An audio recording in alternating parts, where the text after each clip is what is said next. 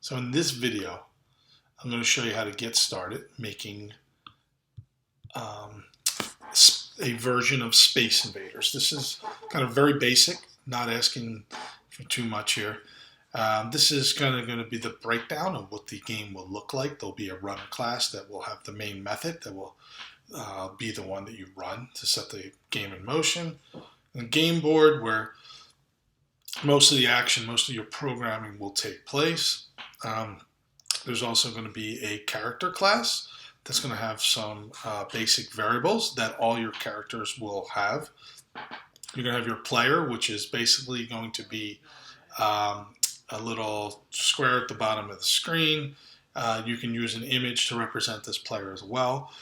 And that's going to be able to move back and forth, kind of like a paddle in a pong game, right? But then you'll also have the ability to hit the space bar, and that will release a shot that can hit the aliens, and the aliens will be going back and forth on the screen. And once they are hit, they are no longer visible, so that's why I have that is visible variable there. I have that here, but actually you don't really need it. I guess it'll always be true for the player. And there's probably some more variables that you may want to use, like velocity for the X and Y variable and things like that. But I just kind of showed some of the basic stuff to get you going, right? And so in IntelliJ, you can use any Java editor compiler that you would like, but I'll get you started showing this in IntelliJ. I'm going to create a new program. I'm going to hit next here, next again, and I'm going to call this Space Invader, and next, and that may take a moment to create. Once this does, here we are, and let's go ahead and, oh, sorry, wrong one. Let's go ahead down here and let's create a new Java class. I'm going to provide you with some starter code for this, and the class that I called runner here, I'm actually going to call starter in the starter code that I give you. Okay, and so I'll hit that, and I'm just going to copy and paste this from this page that I have here. Like I said, I will provide this link, and I'll paste. So that's my starter class, and that's going to call my board class, which in here I call game board, and I'm just going to simply call it board in IntelliJ here. So I'll go right click here again. I'll go new Java class, and we'll call this board.java. Okay, I'm going to hit OK. And again, I'm copying the code from the linked page. Copy, and select all, paste in here. And so there you go. This is my board class, and this is kind of what has the paint method and our run method that's going to set everything in motion. This is where we'll be doing most of our programming. And so let's look at creating this character class. This is going to be very basic. I'm just going to go File, New. Sorry, it's much easier if I just do it from here. New Java class, and we're going to call this character.java. We'll hit OK. And this will leave here, and we're going to create some of those variables we talked about. We'll say these should all be integers, right? And let's say let's go int x and y, and then int we'll say speed. Okay, for right now we'll just go with that, and then we'll say public character, and we'll take in, in X, and Y, and speed. Okay, and so those are the values that will be our starting values, and we'll say this X equals X. And so what that's saying is this X refers to the X that was declared up here, right up here, is going to be equal to whatever we send in this X here. And we just do that for all our variables.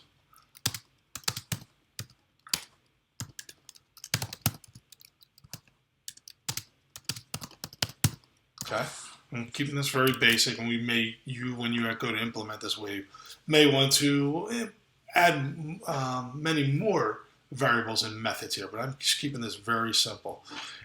So now let's go ahead and let's just create our player, let's say.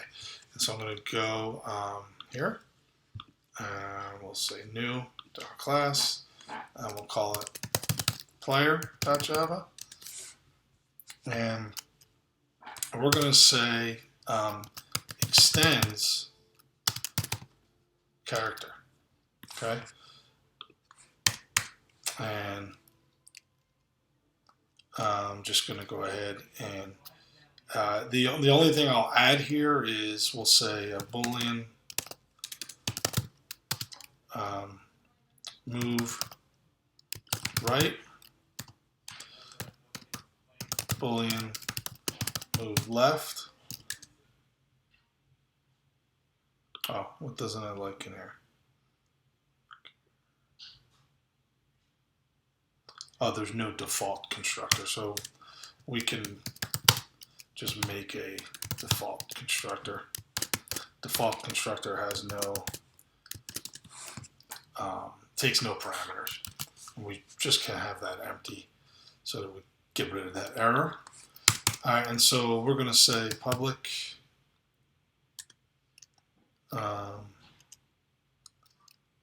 player, and we'll say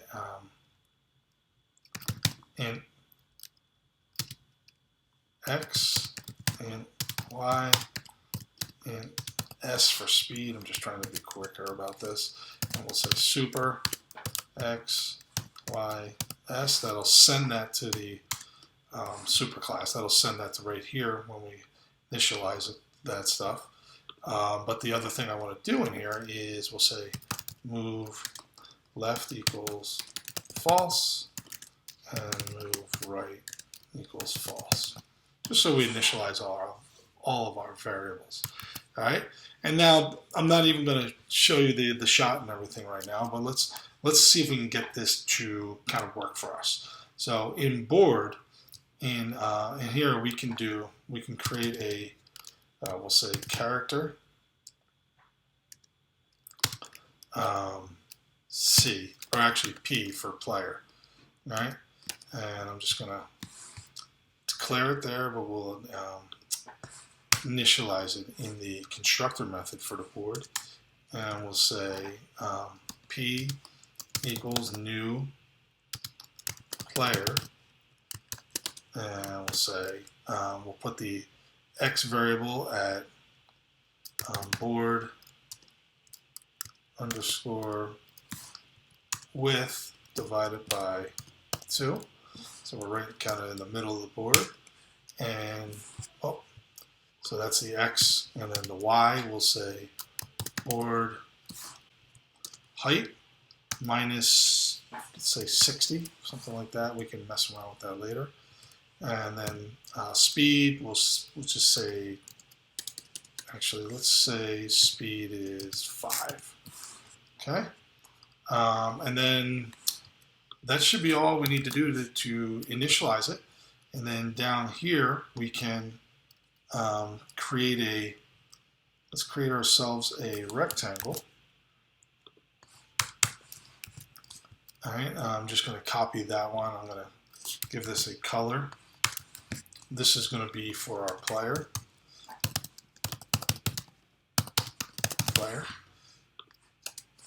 And we'll say the X value though is going to be p.x. Right? That's how you refer to the X value of the player. That will refer to this x, which actually goes all the way up to here, right? And then we will put in the same thing here, p dot y, right? And we'll just give this, we'll say this is a 20 by 20 just to start out with. We can, you may want to eventually have a player width and a player height, but I'm just hard coding this in for right now. I'm going to make our guy look red just so we see him there. And then this is basic stuff like we did with the Pong, right? In that down here in the key down, I have this, so if we're going to use the right arrow to make them go to the right, and the right arrow is 39, and so we'll say p dot move, what was the name of our variable? Move right. P dot move right equals true if we hit the right arrow, right? And I'm just going to copy this. And I happen to know that 37 is the left arrow. So I'm going to say move left equals true. And then here where the key is released, we'll say p dot move right equals false. P dot move left equals false when we let go. Right, that's when we let go of our arrows. And then in here, lastly, we will do this. We'll say if p dot move right double equals true, then we are going to add to our x value. We'll say p dot x plus equals speed, right? Oh, I'm sorry, that's p dot speed. And if p dot move left double equals true, then we're going to see p dot x minus equals p dot speed. Let's see what happens then if we go back to our starter here, right click, and let's run that. Oh, didn't like something in here. Yeah, so the player class has the Boolean move right and move left. And if I actually want my player I create in here to have access to that, actually this has to be player declared as a player. Even though technically you can declare it as a character and then declare it as a player down here on the right hand side of the equal sign, it won't have access to these variables because so you need to declare it as a full player object by doing it on the left side and the right side of the equal sign here. So that gives us access to that. The other thing I was just noticing is that our animation delay, this is down near the bottom of your program, that's 500. That's way too much. Let's put it at like 5. That might even be too fast, but you can put it a little higher, like 10 or 15 probably would work well. So once we have that, now we have our guy at the bottom of the screen moving. Let's see if we can get some aliens on the screen. And to do that, we're going to, we'll create an, so I have to create that class, right? So I'm going to go in here, new, Java class, and we'll call it aliens. Well, alien, I guess, dot Java, right? And it's going to be very similar to this one, so I'm just going to grab that class and we'll just change this to alien and alien here.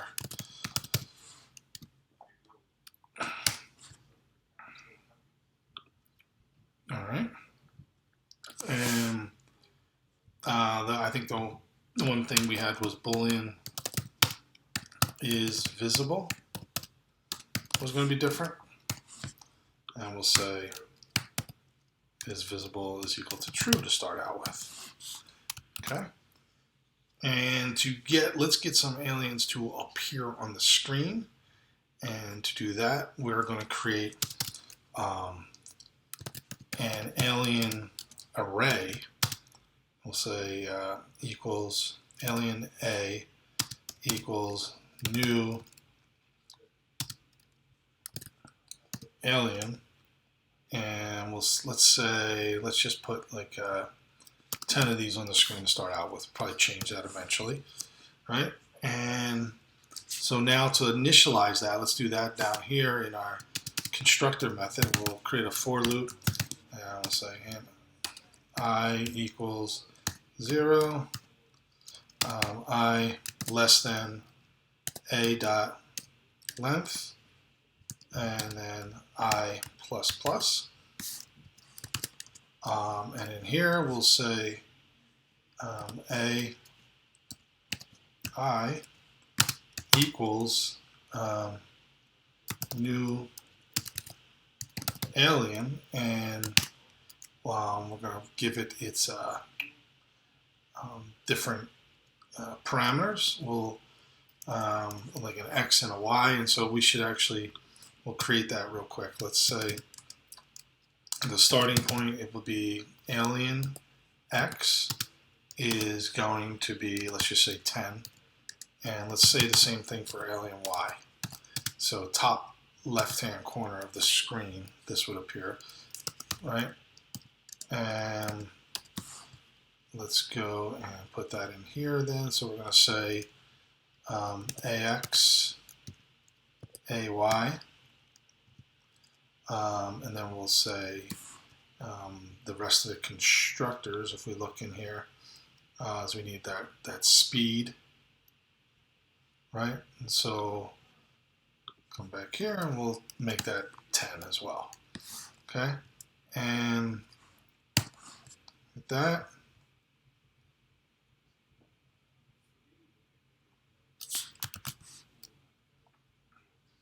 oh, gotta spell that right.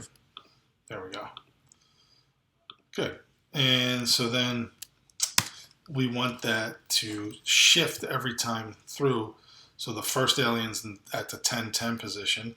Then the next one, let's just say AX plus equals 40, right? And let's say we have 10, but we're going to have 5 in a row.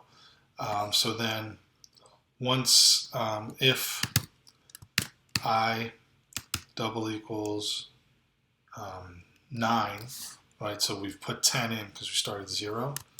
Then we're going to set AX back to 10, and we're going to make XY or AY plus equals 40, right? And so that'll go down to the next row. And so that's the starting position of the aliens. And so now to make them display on the screen, I'm going to do the same thing here. We'll have a, actually make my life a little easier. I'll just copy that for loop and put it right there. And we will let's grab this one right here, a rectangle there, and we're going to fill this in though with AI dot X, and then AI dot Y.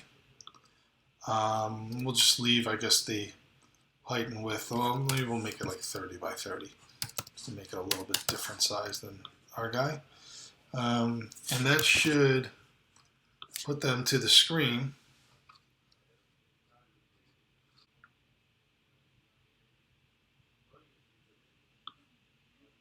Oh, didn't go down. My bad. I forgot that you want this to be 5, not 9, right? So half of them will be top, the other half will be at the bottom, right? Actually, 4.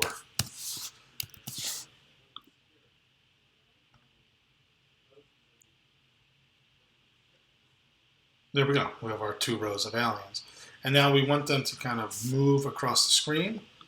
And so to get them to move across the screen, we're going to add to our aliens X and Y. So I'm going to actually grab this. I'm going to create a little sub method because that's doing a little too much in my paint method.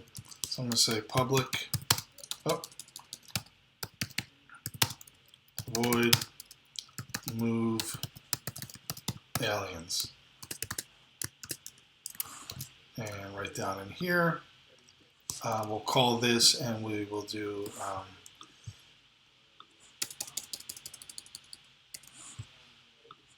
we're going to add to the, let's say plus equals 10. And we'll say the same thing, or really we should use alien I dot speed. Oh. Right, that's what we should be using. And actually, we don't want to, I'm going to comment that out. We don't really want to move it on the y-axis until we get to a certain point. But we do want to make sure, we want to do a check and see if, you know, AI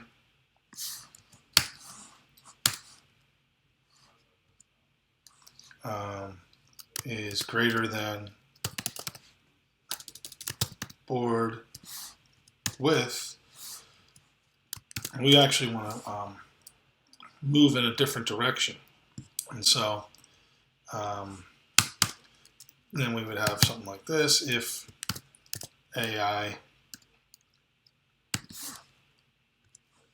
dot x is less than 0, we're also going to do that move in a different direction, right? And so this is dot x. And we have that move left and move right variable right here that we should use. We'll say alien I dot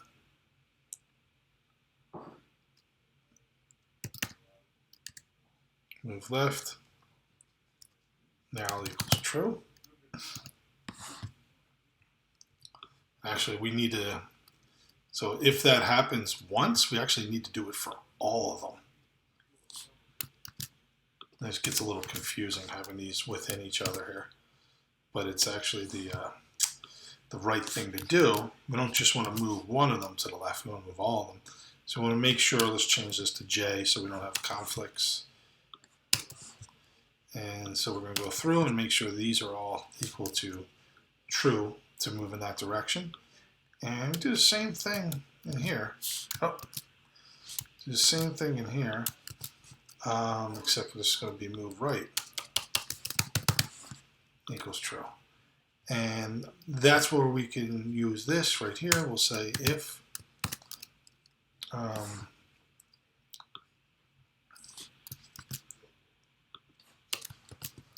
alien I dot move left is double equal to true, then we'll need to do something. And then if alien move right equals true, we need to do something else. And so we actually want to do that here, right? And this will be minus, okay? And so by default though, I'm seeing something like this probably is not going to do any movement to start out with, right? And there's a reason, because we don't have it set. Alien move right should be equal to true to start out with, because we do want it to move in that direction to start out. All right, so if we do that, adding to their speed. Oh, it'd help if we actually called this method. All right, so we'll call it right in here.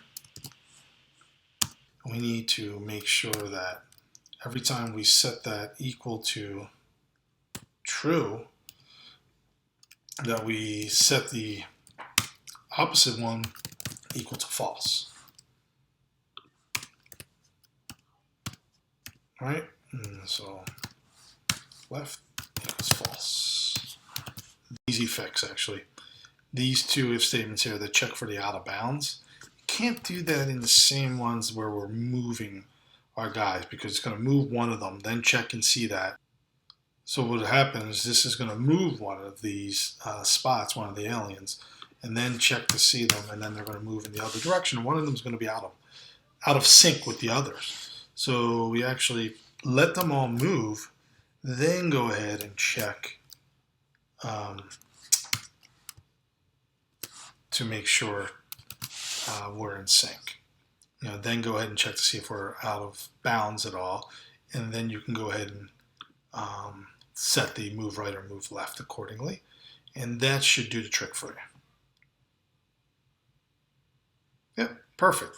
That's going way too fast. So instead of using a universal speed, let's just put this at like 2. I'm going to do the same thing here.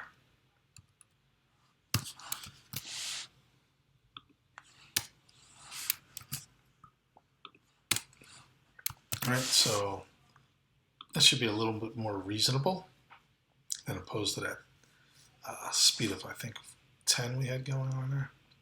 Yeah. You have a better chance of hitting that, right? And so now the next thing you need to add is for this to drop down. So every time that we get to an edge, we actually want it to drop down, right? And so to do that, we can actually, so we can do that down here when we check to see, when we check to see that we get to an edge. Let's go ahead and for every one of our aliens, let's drop them down. So we'll say aj dot y, we'll say plus equals, let's say 5, something like that. Again, this may be something you want to adjust, but we'll do that for both borders. Every time it hits the edge, we should drop down a little bit.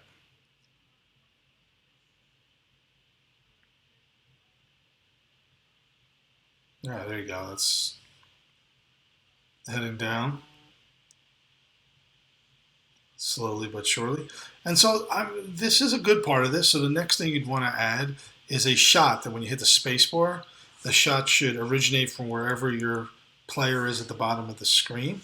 And when it hits one of these aliens, the alien is no longer visible, and you just do not display it to the screen. That's something you can do in the paint method here. When you're, you might have an if statement. If AI dot is visible is equal to true, then you go ahead and show it, right? And so the hit detection will be very similar to what you did on the paddle type games that we've done in the past. Let me know if you have any questions. I want to see if you can finish this up. I gave you a good head start for this. See if you can come up with an end of a game scenario when the aliens get down and crush you. If you haven't shot them all, it should say end of game. And if you destroy them all, you should have another one start up another set of aliens, and you have to, maybe they move a little faster next time around. All right? Thanks.